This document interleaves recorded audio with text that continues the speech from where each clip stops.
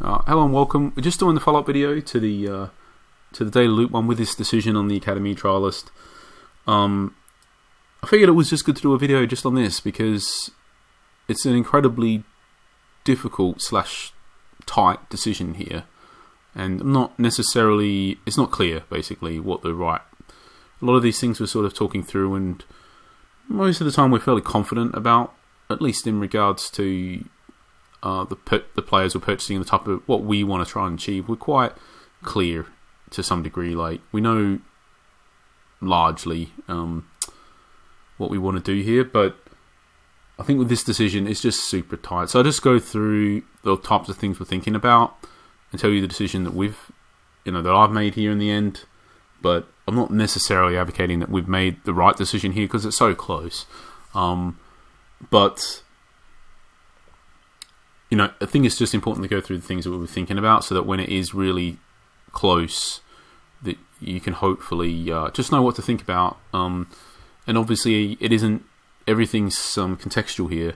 And an important part of the context for us is that it's us, basically, that it's our team. And that's certainly something that, at the end of the day, we have our team with our needs and things like that. And it's going to be different for every team. So, you could be staring down the exact identical set of trialists in your trial, but the correct decision for your team could just be different here because of that your team is different. So with that being said, let's just go through the factors. So the first factor is that there's 4 days left. It's the 27th, I think, today. So there's 4 days left this month, 4 more shuffles. So it's right near the end of the cycle is what I'm saying. So one thing you want to try and avoid when you're really close to the end is having too many players that you aren't going to graduate, that that you're not going to, that you don't know whether or not you want to graduate. You want because we've only got a few shuffles left. Especially when a very low division, we're unlikely to get good players come through each day. We may, but we're probably only going to get one at the most that we're happy with each day. Possibly none. Possibly more than one, but it's just worth being aware of that there's no guarantees we're going to get any players that we're happy with any of the days remaining. So that's the first thing, and there just isn't that many days, so that's just worth being aware of. What that means is that there's only so many players that we want here that we are effectively not okay with graduating, depending on what happens, right? So this strike is an example. Say, for argument's sake, that the dribbling comes out low and the movement comes out low and the control comes out low. That's the worst case scenario here, that everything that's left comes out low. So if that happens, are we still happy to take this guy? I think kind of not so much, to be honest, but yeah, okay, I can see it. That's the thing, like, at least where we're at, it's not great or whatever, but it's not it's not totally horrible. It's bad though. Let's not sugarcoat it. Like, if those three are all low, now the likelihood of all three being low, it's probably at least one of them isn't. At least one of them's going to be mid-range. But if we're sitting here looking at this guy now, saying we only are happy with this guy if all of the remaining attributes are high, that's actually not very likely to happen. In all likelihood, we will need to rotate this guy out. So it's just worth being aware of. Now, I think in the particular case of this guy, like, realistically, we are kind of need all three of these to be not low, and ideally the movement and the control at least high, because I think this guy ultimately is a poacher. That's it. That's all he can be. So you ideally want the control and the movement to be high, and if the dribbling's high, fair enough. But unfortunately, it also means for us that the dribbling is next. So this is a guy that we basically have now, and we could easily end up wanting to move this guy out because of these attributes coming out low, and it could be quite late on. That's worth being aware of. And at the end of the day, when we're this late in the month, kind of like, we don't want too many players in our 6 that are like this. Ideally none, but certainly one maybe. And as soon as you're talking more than one, it just gets compoundingly bad for each one above one. It's just worse and worse. So for us, there's one in this boat. And then we don't want to graduate 2 keepers. One of these will be we definitely, we don't want to graduate to. It doesn't make sense to graduate 2 keepers the same age. Basically, you want to try to offset. In an ideal world, you basically want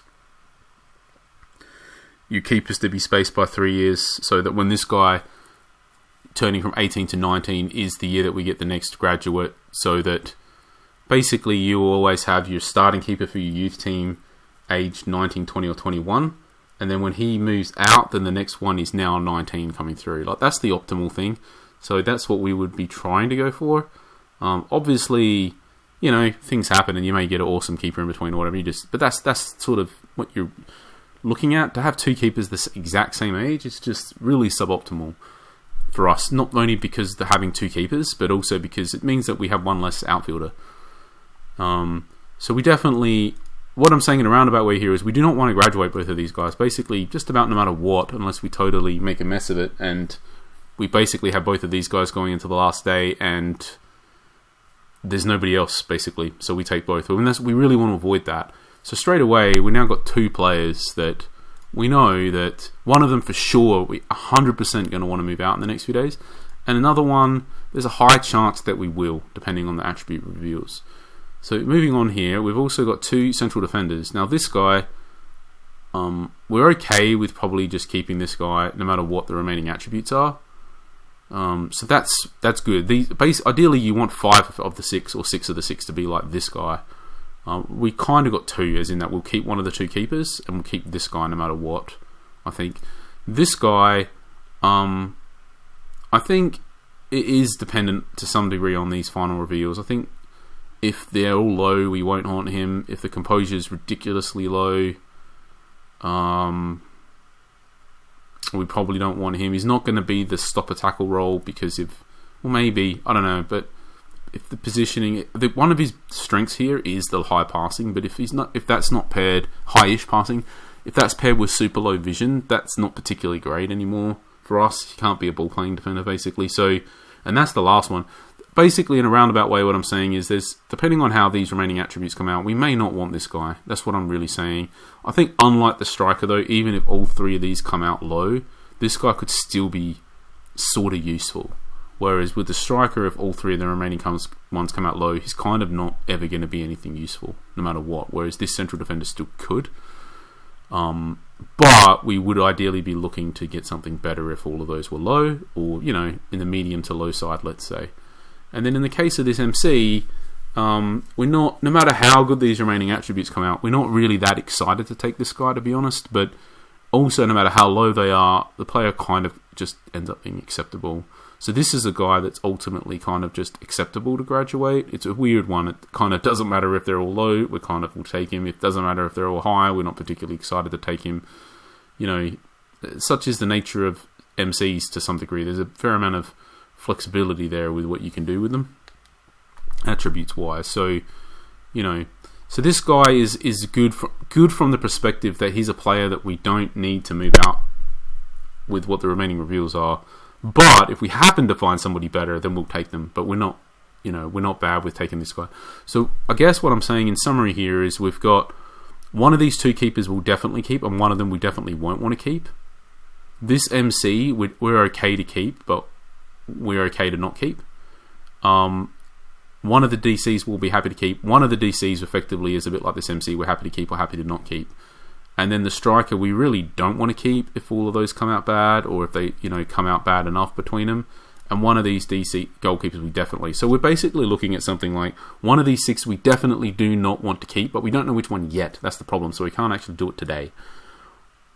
The striker we may not want to keep, and then one of the DCs we may not want to keep, but we would be okay with keeping, and one of the DCs, and the MC is the same. So actually, out of what we've only really got, I guess in summary, 2 players, one of the DCs and one of the goalkeepers, that we will be good. We are totally happy to have. So 2 players we've sort of got locked in, and then we've got 2 players that no matter what happens in the end we'll take them. So that's the other DC and the MC.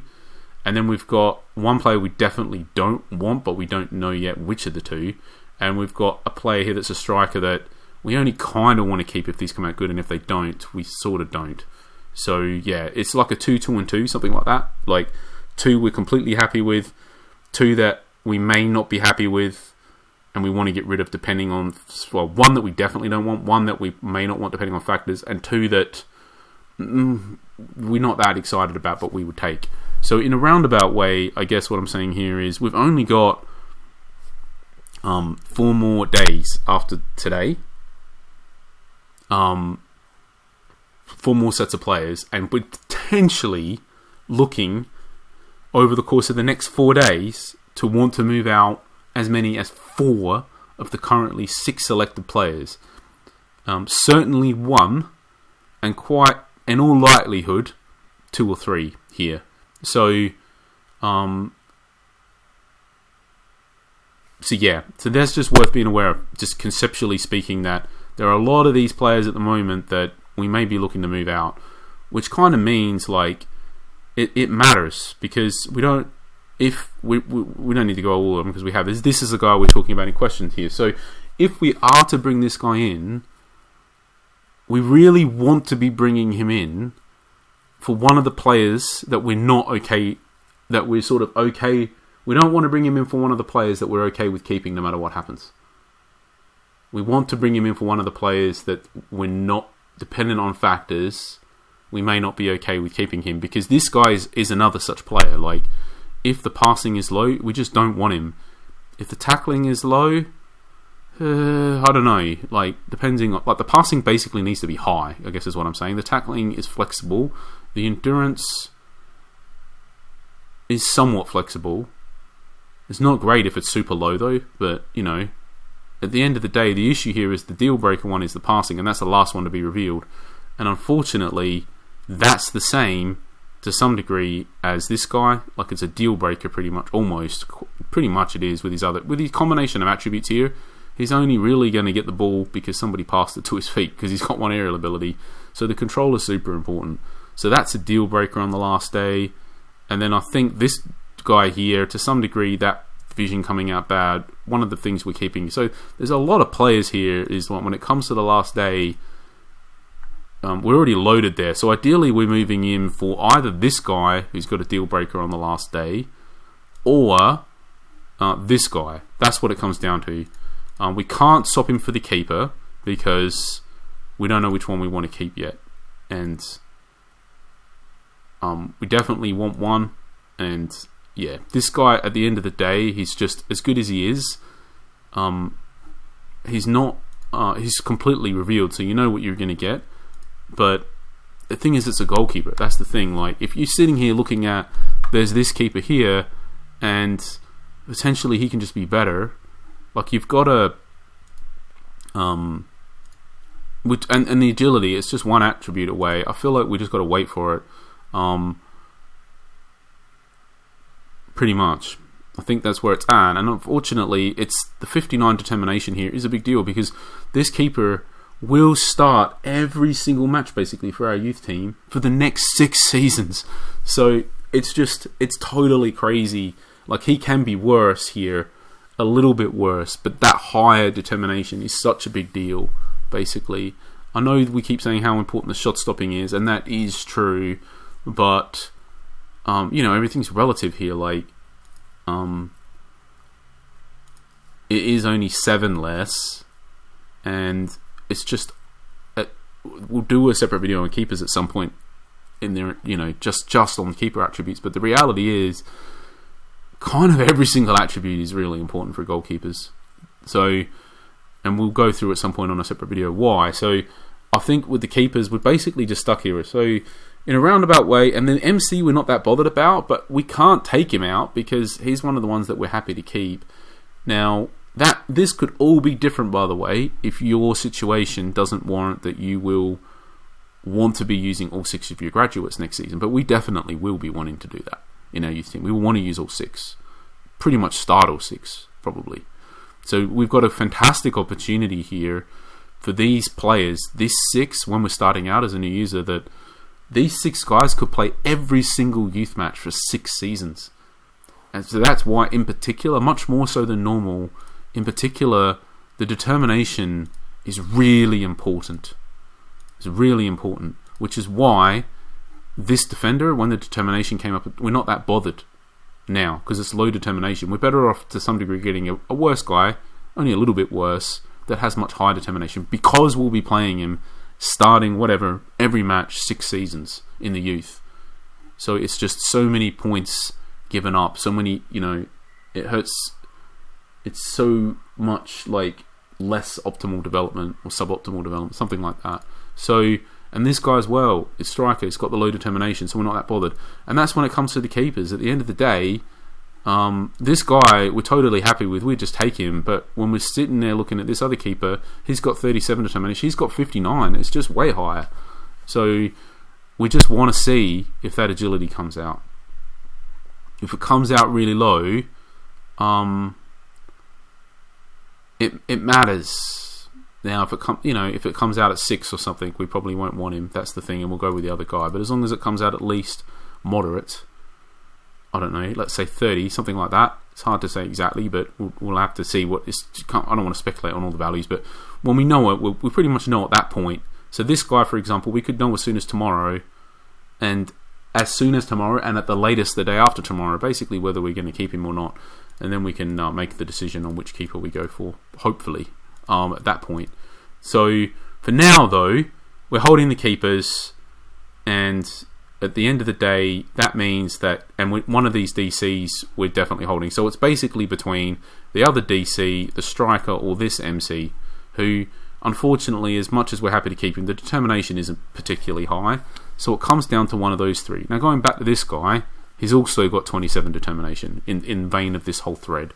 So even if this guy ends up with the best case scenario here, I believe, which is high endurance and high passing and high tackling, one, we won't know that that's the case basically until pretty much the last day of the month. And two, even if that is true, he still has low determination basically, and he still has the other deficiencies that exist here, to be clear. So that's basically low long shots, low decent finishing and composure, but low enough long shots that he can't really just be an attacking oriented midfielder here if we give him an MC role, and it's not enough to be a striker or whatever. So he's basically an MC here for us, and if the tackling comes out really low, it's an issue.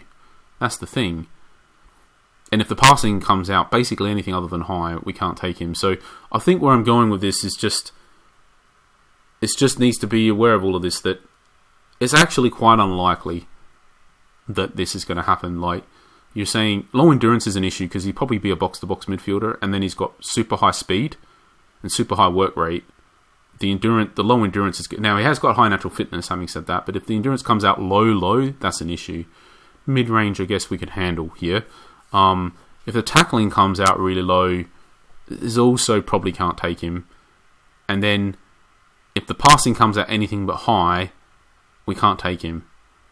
And then even if all of that happens and we do take him, there's still the issue that the determination is low, and there's still the issue that he plays AML and we'd have to add a position. And let's talk about the position for a second that we'd have to add. No matter how many of those we have, it won't be enough next season. Even if we get... So that's one thing. And the other thing is, they cost a lot of... It's incredibly expensive. I mean, I think for comparison, we're basically saying in the bottom division, I think it works out with the revenue skill that it's about $1 million per level.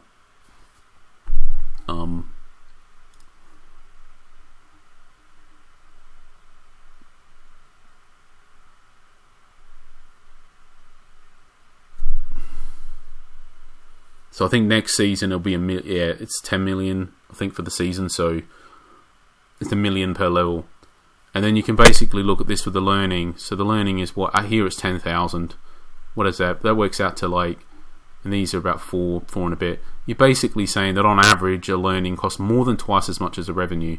So on average here. So you're basically saying that each extra position is worth about 2 point something levels in revenue, which is about 2 point something million for us next season. So we're saying that low twos, 2.25 million, something like that. So you're saying each position that we add is worth £2.25 million. That's what it comes down to. And however many we have, it won't be enough, because we definitely will have loads of ways that we could use them effectively. Just even in our existing senior squad players, there's a lot of players that we could just add a second position to give us additional tactical versatility during matches. I'm not going to go through examples, but there will be quite a few at the moment, and even more, later down the track with more players. To sort of highlight to the point where we've got this guy that we know we want to add ML, and we've known that for a week now, and we still haven't done it because we can only do it once, and we just want to keep the options open. Like, they're just incredibly valuable adding these extra positions. So, I guess what I'm saying is, you could think of them as being worth $2.25 million when you're in Division 4, but you could also think of them being invaluable to the point where you still have a limit on them anyway. I mean, you obviously have a limit on money as well. It's just a very limited resource. I guess if you just want to try to equate all of this to some kind of value or whatever, I guess you're basically saying, like, to add MC to this guy costs $2.5 million. Let's just say, we could get one less level in the skill and get 2.25 million, or we could get it or whatever. But I'm just trying to illustrate the point that basically it's saving us £2 million getting something like this guy who already has the position that he'll play. So, and that's a factor here, because it's a huge factor. So I think in the end we've just decided to not get this guy, even though if it is the case that the endurance and the passing and the tackling all ended up really high here, let's say they all ended up 60, this guy is just awesome. He is almost just like the dream box-to-box midfielder. Like, it's so just, being able to 60 tackling, 60 passing, basically 60 vision, basically 60 speed, basically 60 strength, 60 natural fitness, basically 60 work rate. Like, he's just the dream, especially with nearly 60 endurance. But the thing is, they're probably just not, right? And if, for example, you were in a different position, you weren't in our position, but you were more established, that these guys were just not even going to sit on the bench. You got an established youth team, whatever. It's a totally different situation. You'd want to take this guy. You would want to speculate on the chance, because if these three come out high, he is just hands down better than any of these other players that we've got. No matter what, even if all of the remaining attributes for all of these guys come out at 60, they will still be way worse than what this guy would be if these remaining ones come out at close to 60. And if you just, if you don't need these players and you won't use them all or whatever, you just speculate probably and get this guy. But it is speculating, and it's just, the reality is that, they're just probably not. That's the thing. I don't know what statistically it is, but it's probably a less than a 10% chance of three will come out high. That's the thing, though. Like, if the passing came out at near 60, quite frankly, it wouldn't even matter what the endurance and the tackling is. The guy would at least be a little bit usable somehow for us. But that's worlds apart from saying, he's one of the, he could be the best player in our team. You're going from, I think it's just, and if the passing is low, this is a key point. If the passing is low, the guy is useless, and we won't know that potentially until the very last day. So it's just a risk thing.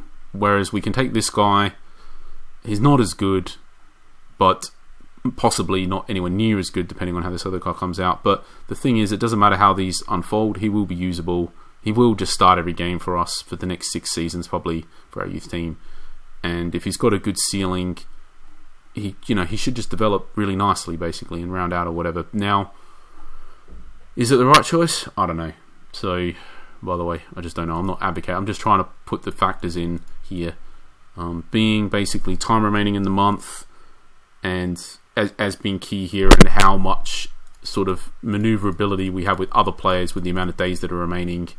It also kind of matters what division you're in, quite frankly, here as well, because we're not getting that great a player shuffle through each day. So we know for a fact that in these last 4 days, there's no guarantees at all we're going to see any players that we're happy with. It's quite possible we will, but it's possible we won't. Whereas if you're in a high division, to expect in the last 4 days to see a player that's around this good, at least. If you're in a high division, that's expected. You will see probably multiple players around, around this sort of guy's level. So giving up this guy isn't that. Now you could just give this guy up for the AML, and it's not that big a deal because you could expect to get something like that come back in the next 4 days, basically. But we can't, basically. So the division matters here as well. So the quality of the random players that you will be able to choose from, in the last days matters. How many of those you have left to look through matters. How many days are left matters. And then how many players you sort of not entirely happy with at the moment matters. Like the more of those you have, the worse it is to bring in even more of those, basically. Because we potentially at the extreme here, you could be heading into the last day not potentially wanting any of the players that you've got selected. And it's just a total disaster scenario. So basically it's just, and then there's the whole position thing. Because the guy, the thing is, and at least the reality is, this guy is kind of a pretty decent AML, even if the tackling and the endurance and the passing come out bad. But, so if you were going to use an AML, it would be totally different. So for us, this is a bit of a weird situation in that we are in the first season and we've basically committed to not using AML and AMR, which obviously no new user would ever normally ever be in that position. So I think if it wasn't for that constraint, we would just take this guy as well because he could play that position. But for us, we'd have to add another position. The other one is possibly like ML or MR or whatever, but again, the passing would have to be super high for us to want to do that as well anyway. So I think just on the whole, he could just be a monster for a box-to-box midfielder, but we're just, it's just not likely. That's the thing. And even if it happens, we still basically have to cough up what is effectively 2-point-something million pounds in resources. And, for us, for that type of money, we sort of being very patient and we can get an awesome player as well for that type of money. So yeah, all factors considered, we're basically just going to not swap him out. Not going to go for him, I think. I think the question becomes, if you were to, who would you even bring him in for? I think it can't be. I think it's basically got to be the striker in the end. I think that's what you're comparing him to because this is a player that you will potentially just want to move out in the coming days. Whereas basically the keepers aren't an option, and the MC and the two DCs in the end you're probably just okay with keeping them if it came to it. This is the one guy where if these remaining reveals come out low, you're just not happy with him at all. And so I think he's the one, but that's the thing. It's like, I think in the end, though, it's still just worth keeping him, basically. I don't know. It's hard. It's so close, honestly. So I'm not even sure what the right decision it is at all. Honestly, you could just convince me any which way at this point. I think there is a genuine thing here. There is a conversation to be had.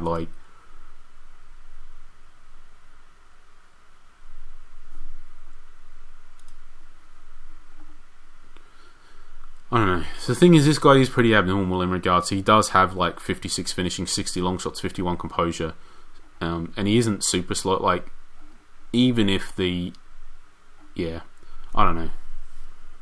The 23 determination is quite off-putting, to be honest. But that's another factor with this guy. At the end of the day, as much of a monster as he is, one of the main off-putting factors is the fact that the determination isn't particularly high. It's 27, so it is sort of an issue as well. It is higher. There is also the fact that on our youth squad, we do have a striker here that we could run next season. This guy, and he probably will easily average a goal a game. But we don't, ideally you would have a backup or whatever. The backup would get a lot of games. I don't know. Honestly, I think it's just so super close that I can't even almost tell you what the correct decision is. I was quite convinced that we weren't going to bring him in, and but now just looking at it, I'm just like, well, it's speculating quite hard. But at the end of the day, this guy, in order to be really good. He does kind of need the movement and the control to be high. And at the end of the day, he's still only got 23 determination. That's the thing. He's still got 1 aerial ability, which is just horrible. He's still got 11 passing and 5 vision, which is just horrible. I can't really...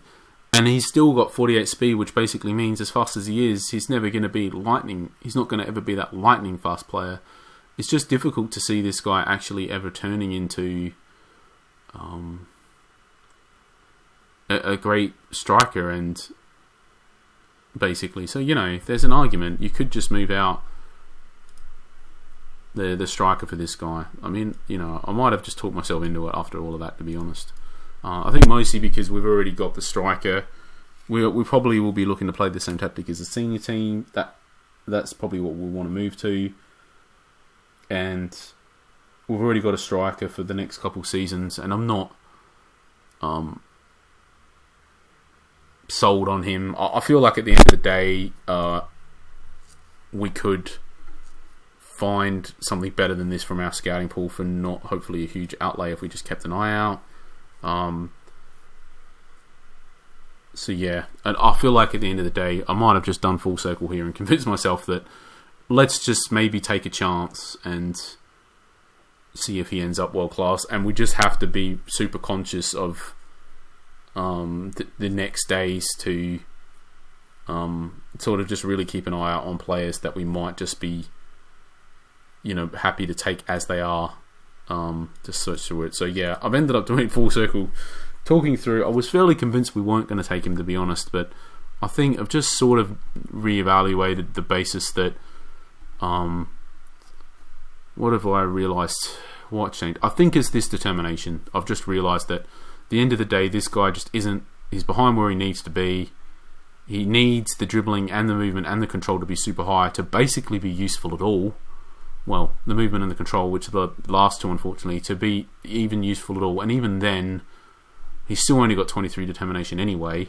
He still has got horrible passing. So, he's still got 1 aerial ability, and he still won't be lightning fast. So I think he just ends up too limited on the whole to do anything to ever be able to be a Masters League striker, basically. I just don't, or Division 1 striker even, I just don't think any amount of development will ever get him here. The exception could be if all 3 of these are super high, then maybe he could. But then you're comparing that to this guy, if you're saying if all 3 of these are, well, if the tackling and the endurance is average to above average and the passing is super high, then this guy could just be the best player in our team, potentially. And he does have a bit more determination as well. 4 more. So, I think I've just done full circle, unfortunately. I mean, he's not perfect either. He's only got 9 control, by the way, which isn't great at all for a central midfielder. But I just feel on the whole that there's just so many attributes here so high that matter so much that it's just too hard to sort of shy away from too much. So, right, we've done full circle. We got this guy. But anyway, I hope this helps. Just the fact that this, I still don't know. Like, honestly, we could go over the other guy. I think the thing here is that the decision is just super close. And even though this is the guy that I'm least excited about, like, we can't take him out because I don't feel like we can take this guy out because we are just happy to take this guy as is. That's what it comes down to. So yeah, in summary, I think it's just the realisation that this guy basically will never be good enough, even if these 3 are high, and if they're not, he just definitely won't be. And the determination, just we'd be investing a lot to try to build this guy up when he's almost got no chance of making up, and that low determination isn't going to help. And then the other reason is just that we don't have a huge time pressure to have to get a striker to start because he won't be starting. That's the thing. Whereas basically all these other guys will be starting. Well, not both keepers, obviously, but we'll only promote one. We'll be sort of looking to try and start all of our graduates, but this guy just wouldn't start, basically, because we've already got this other striker. So that's the other factor that I think, that I think is swaying me here. The fact, he won't start. He has 23 determination.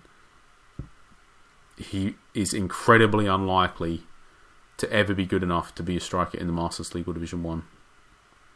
Just because of just how low some of this stuff is. This passing vision area, but it'll never get to any level that matters. You know, he's also quite weak, actually. He's also got really low flair. Like, he can't run with the ball, basically, he's never going to be running with the ball no matter how high the dribbling is, just because of that other stuff is just bad. I